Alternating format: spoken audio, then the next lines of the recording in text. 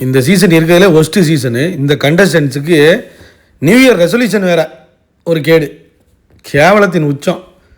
ஒரு பார்ட்டி கொடுத்துருக்காருங்க, விஜய் சேதுபதி சாப்பாடெலாம் அனுப்பி விட்ருக்கான். மனுஷன் தங்கமான மனுஷன் விஜய் சேதுபதி. ஆனால் இவங்க தான் விளையாட மாட்டுறாங்க.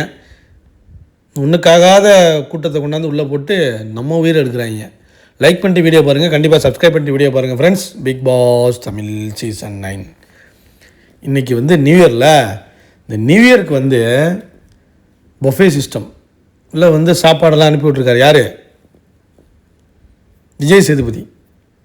லவ் விஜய் சேதுபதி அப்படின்னு போட்டு அனுப்பி விட்ருக்காரு சாப்பாடெலாம். கேட்டிருந்தாங்களா அரோரா, அவர் இவன் எல்லாம் கேட்டிருந்தாங்களா, பாரு வேறு கேட்டுருந்துச்சு, எல்லாம் அனுப்பி விட்ருக்காப்புல. நியூ ட்ரெஸ்லாம் போட்டு நல்லா இருக்கான்லாம் போய் கேட்டுக்கிட்டு இருக்கான். சபரி இதில் கேட்டுக்கிட்டு இருக்கான் கேமராவில். இல்லை மச்சான் நான் நான்வெஜ்ஜி, அந்த பிள்ளை வெஜ்ஜி மச்சான். இல்லை மச்சான் நான் வெஜ்ஜி மச்சான், அந்த பிள்ளை நான்வெஜ் மச்சான்னு பேசிக்கிட்டு இருக்கான் சபரி. யாரா அவன்? போன வருஷம் பிக் பாஸ் அன்லிமிட்டட்னு போட்டு என்னென்ன ரோஸ்ட் பண்ண எல்லாரையும் குழந்த மாதிரி ஆகிட்டாங்க. அப்புறம் எல்லோரும் டான்ஸு ஆட்டம் பாட்டம் கொண்டாட்டம்னு என்ஜாய் பண்ணுறாங்க.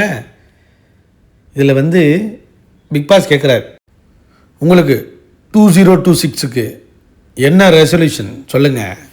விக்ரம் சொல்கிறான், நான் ரிஸ்க் எடுக்கிறதுக்கு கொஞ்சம் பயப்படுவேன் சார். என்னமோ நான் கால்குலேட்டிவ் ரிஸ்க்ஸு இன்னும் அதிகமாக எடுத்து புஷ் பண்ணணும்.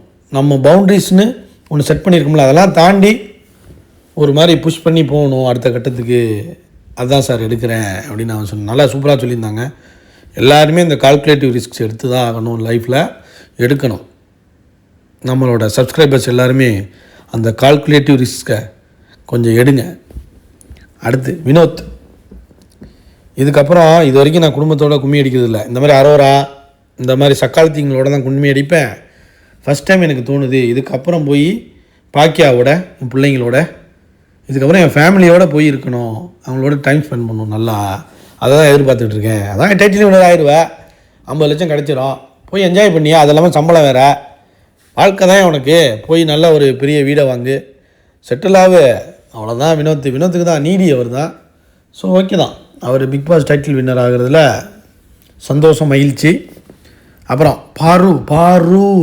பார்வதி அவங்க சொல்கிறாங்க எழுத போகிறாங்களா நிறையா எழுத்து. நல்லா எழுதும் போலங்க. அது உண்மையாவா சொல்லுது? எழுதுகிற மாதிரி தெரியலையே, காதல் மோகம்லாம் இருக்குது. அப்புறம் நடிப்பா பரவாயில்ல, கொஞ்சம் வருது, டான்ஸ்லாம் ஆடுது, ஓரளவு பண்ணுது. பரதநாட்டியம்னு சொல்லி ஒன்று ஆடுது, அது மட்டும் தான் பார்க்க முடியல. மற்றபடி ஓகே தாங்க. அப்புறம் மற்றும் இதர விஷயங்கள் என்ன? கமருதீனின் காதல் எப்படி தொடருமா முறியுமா? அவன் கழட்டி விட்ருவான், கமரு அது எல்லோரும் தெரிஞ்சது தான். ஸோ கல்யாணம் பண்ண போகிறாங்களா, இல்லை உண்மையிலே நடிச்சுக்கிட்டு இருந்தாங்களா, ஃபைனல்ஸ் வருவாங்களா, எல்லாம் இந்த வாரம் சனி ஞாயிறு தான் தெரியும். நியூ இயரை நல்லா கொண்டாடுங்க, ஜாலியாக ரொமான்ஸ் பண்ணிட்டு கொண்டாடிட்டு இருக்காங்க.